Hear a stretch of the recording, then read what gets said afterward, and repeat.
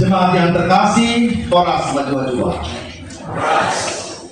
Itu salamnya orang Toba dan orang Karam.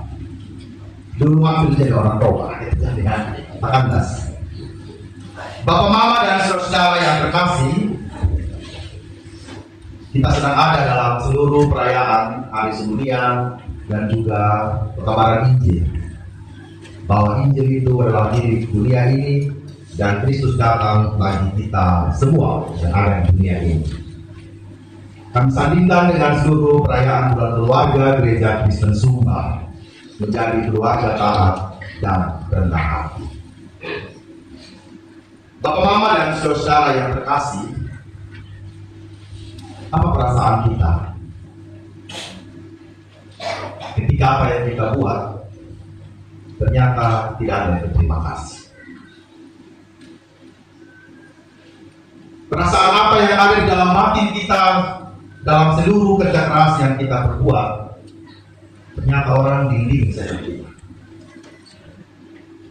Di dalam rumah tangga, apa perasaan mau mama? Benar mau mama ya, walaupun banyak juga bapak yang masak begitu. Ketika sudah capek tapi kayaknya suami tidak ngomong juga, makasih mama. Ya sebagai mesra, makasih daging, makasih Natana. Masih ada yang ngomong begitu ke pasangannya? Masih. Mau Adi, mau Mimi, dan sendiri siang bersama seseorang siang.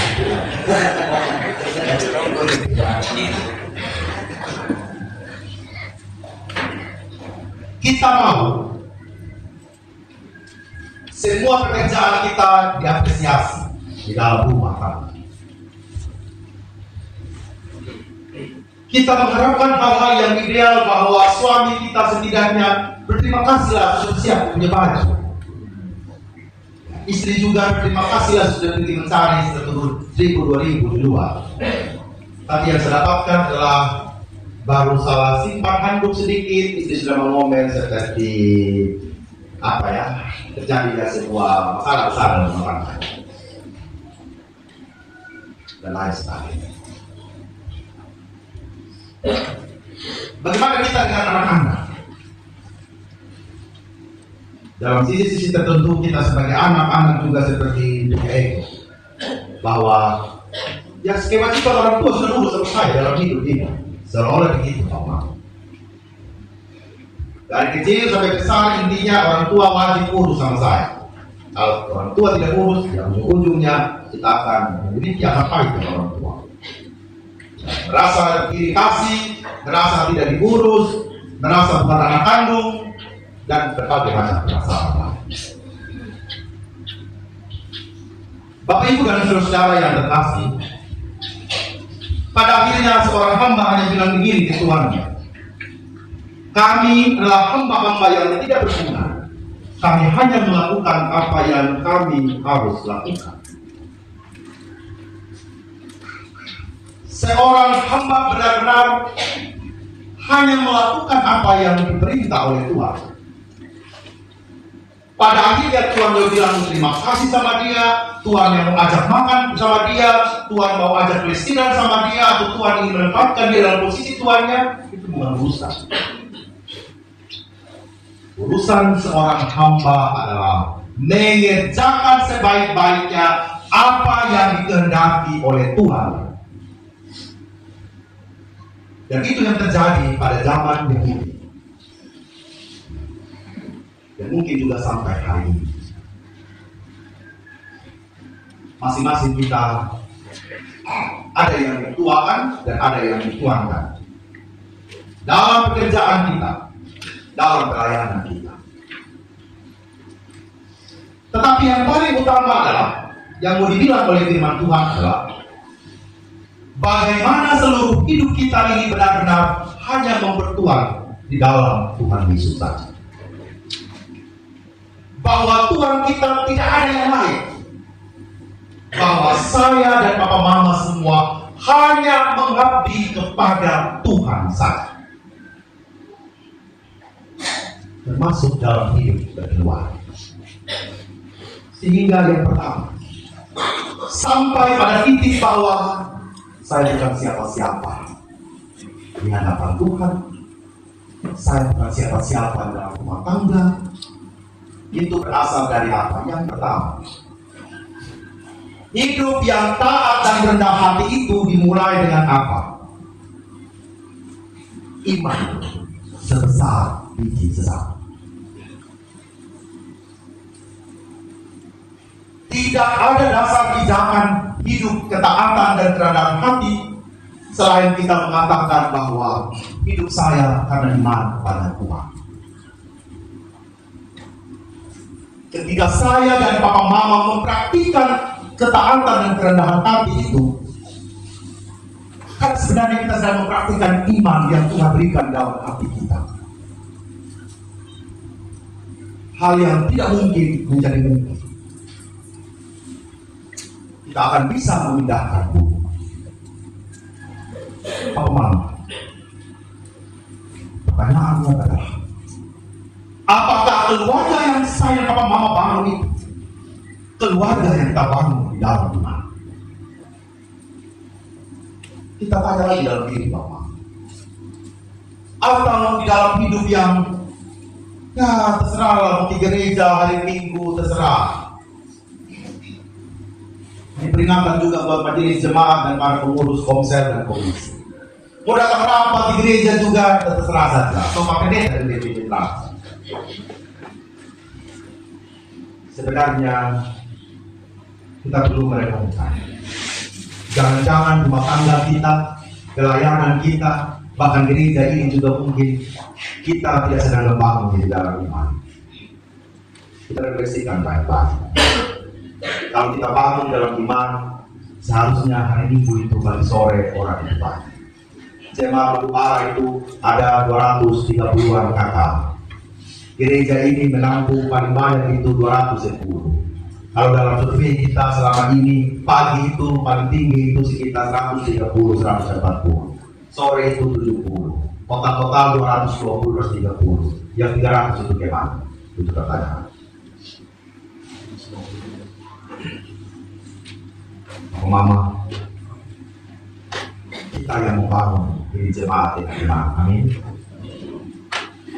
Orang tua kita dulu dari lumpur, dari baluntas, dari segala macam hal yang mungkin orang tidak inginkan ada di Batubara ini, mereka membentuk dia dengan iman. Saya percaya itu, Bapak. Amin ya. Tetapi kalau hari ini saya dan Papa Mama tidak menghayati bahwa kekuatan imanlah yang membentuk kita, sebenarnya kita sedang menghancurkan generasi kita. Bukan diri kita yang kita hancurkan, Bapak. Kita mati sudah tahu, kita berusaha. Tetapi generasinya Batubara ini mau taruh di mana, Bapak? Itu pertanyaan. Generasinya Batubara ini mau taruh di mana?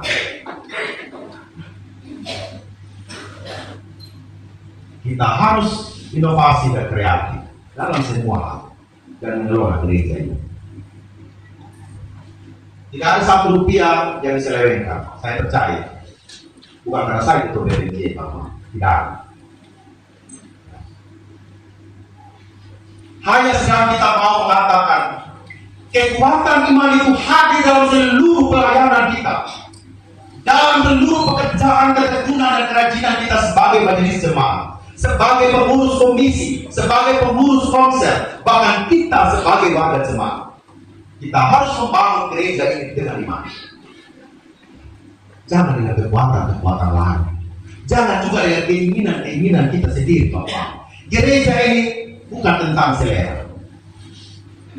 Kalau gereja tentang selera, Bapak Mama, ini gereja ini saya mau kasih warna biru sama dia, biru langit. Betul, Bapak. Tapi gereja ini bukan tentang selera. Gereja ini tentang iman. Iman yang dipraktikkan dalam pelayanan. Kalau komsel Bapak Mama yang paling banyak itu adalah ibu-ibu. Betul Bapak Mama? Pertanyaannya, di mana Bapak? Mencari nafkah sampai malam-malam ya Bapak? Ini koreksi buat kita Bapak Mama. Kenapa Bapak Mama? Komsel itu dibentuk Ya, 8 tahun yang lalu. Kita sedang membangun pagar hidup untuk generasi kita. Itu tujuannya Bapak. Kalau satu dengan yang lain tidak saling mendoakan Bapak Mama, benteng kita pasti jebol. Betul tidak Bapak? Benteng yang menubara itu pasti jebol. Karena apa? Orang dewasanya tidak sedang membangun pagar iman, pagar hidup buat generasi Bapak. Pertaruhan kita adalah generasi membara Bapak. Ya, linknya juga ya, perlu diganti memang. Tidak ya, sueka, tidak ya. Pertaruhan kita itu Bapak. Jadi kalau Bapak mengatakan sekolah minggu tidak penting, jumlah ceria tidak penting, komsel tidak penting, kita yang membunuh generasi Bapak. Saya 17 tahun dari pensiun Bapak, say goodbye Bapak. Pulang ke Jakarta buat saya. Selesai saya. Gitu ya. Dulu Pak mulai di mana? Dulu di Malubar. Malubar di mana? Suku. Gitu kan. Sekarang Bapak, ya. Jangan salah. Dulu Jembatan Wengapu ada semua di kota Wengapu. Betul tidak Bapak? Jembatan Yeti ada semua di kota Wengapu. Sekarang Bapak Ibu hitung di sekitar Koparika di Matawai sana ada berapa jembatan Wengapu? Ada jembatan Yeti yang ada. Semua sudah tersedia di mana-mana. Jangan salah, sekarang 15 kakak yang Malubara ini Bapak Ibu bukan ada di Malubara lagi. Sudah ada di ujung-ujung Kanata sana, sudah ada di ujung-ujung Panda sana, sudah menyebar artinya. Nah, suatu ketika jembatan Malubara ada di Malubara, saya tidak ada. Ini kenyataan. Kembali ke saya bahwa iman tidak di Malubara. Hal yang kedua. Ketaatan di dalam Tuhan akan terbentuk kalau kita sadar diri. Kita sadar diri masing-masing bahwa kita adalah hamba yang tidak betul. Kita tidak sedang menabung pamrih. Kalau suami mencari nafkah, dia tidak sedang mengatakan saya sudah jagoan dalam keluarga ini. Jadi sehingga apapun yang saya buat, yang saya perintah, istri, anak harus ikut sama saya. Tidak bisa. Ketika suami-suami mencari nafkah, itu menjadi tanggung jawab dan bukti ketaatan kepada Tuhan. Betul tidak Bapak? Itu ketaatan dia kepada Tuhan. Bahwa apa yang dia sudah bangun ini, dia tidak mau itu bawa ke dalam surga. Dia mau keluarga yang dia bangun ini benar-benar ada dalam damai Allah. Memang hari ini hidup ini pekerjaan kita sangat susah untuk kita lakukan. Mungkin proyek-proyek kita susah untuk temukan.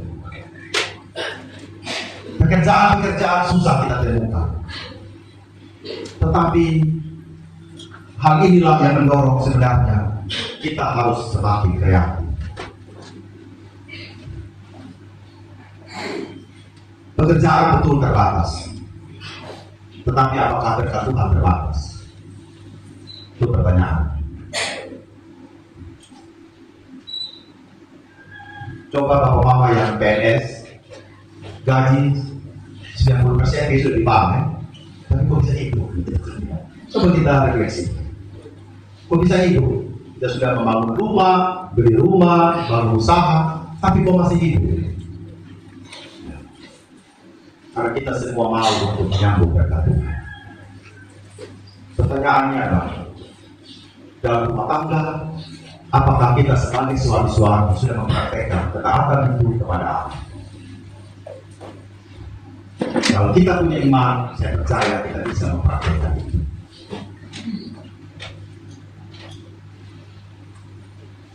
Sebagai seorang ibu,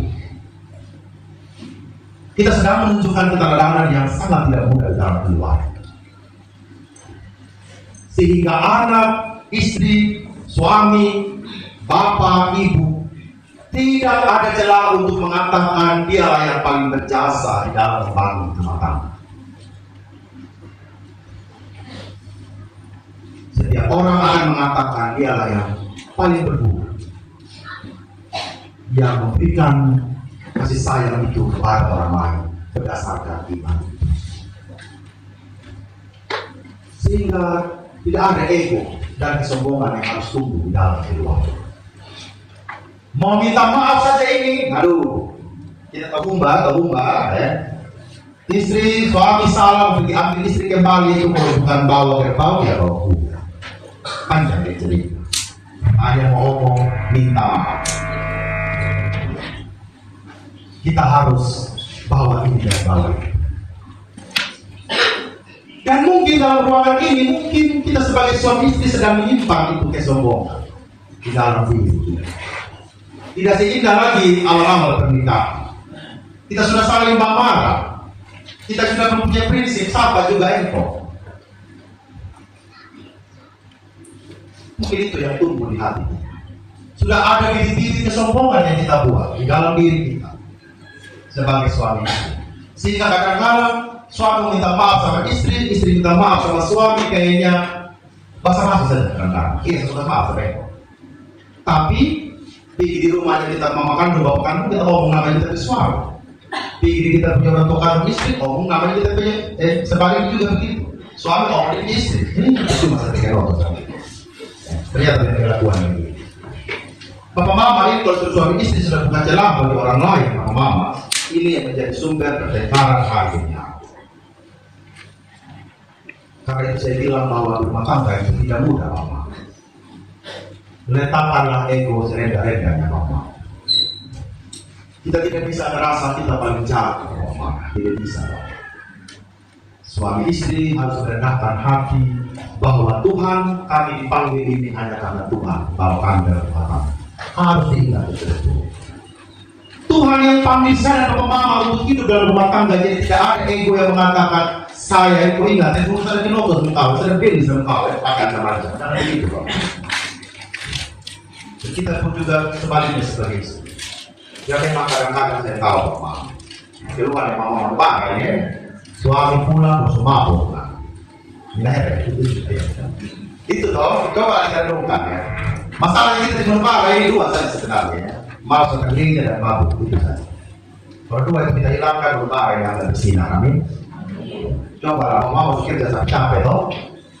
Ya kan, sudah uang hari Sabtu, dapat tukang hari Sabtu, keborong apa ini itu. Tiba-tiba itu uang kalau beli baras, beli mobil duluan. Jadi dong, jadi jadi ya Pak. Iya kan? Ya. Jadi jadi. Itu sudah pertengkaran sebenarnya. Sudah minum, pulang, bapak dengan istri, pukul anak, tetangga itu tahu makan, salah satu. Bukan kita saja mabuk beli mobil, kita kadang mabuk uang bukan kan. Sudah punya uang sedikit ngomong, kan kali begitu. Kita orang bakar ya mas. Ada begitu ya. Kadang-kadang kita begitu. Kalau sudah lebih sedikit, kita anggap orang lain rumput semua, debu semua. Anak mantu debu, anak kandung angin muang-muang. Itu kan kalau sudah uang, gitu kan. Parah juga. Orang tua anak begitu ya. Bisa setel beli ngomong dia orang tua itu semua dia depan dia itu. Gitu. Ya kan? Ya. Kadang-kadang kesombongan itu muncul Bapak Mama. Padahal kita ini sedang membangun sebuah keluarga. Keutuhan keluarga. Itu kan tujuan kita. Perlu sampai dalam rumah kita ngomong kita berdiri di masing-masing. Ini mau bentuk rumah tangga atau mau bentuk rumah sengketa? Jadi gimana itu kan ya? Kita kan tujuan menikah itu kan untuk bahagia toh, saling membahagiakan. Tapi kalau sampai di rumah itu kita bakalan, itu ngomong kita punya ego tahu sampai luar jadi marah, baru tahu. Apa yang ngomong enggak gitu kan ya? Ya tidak ada kan? Ya.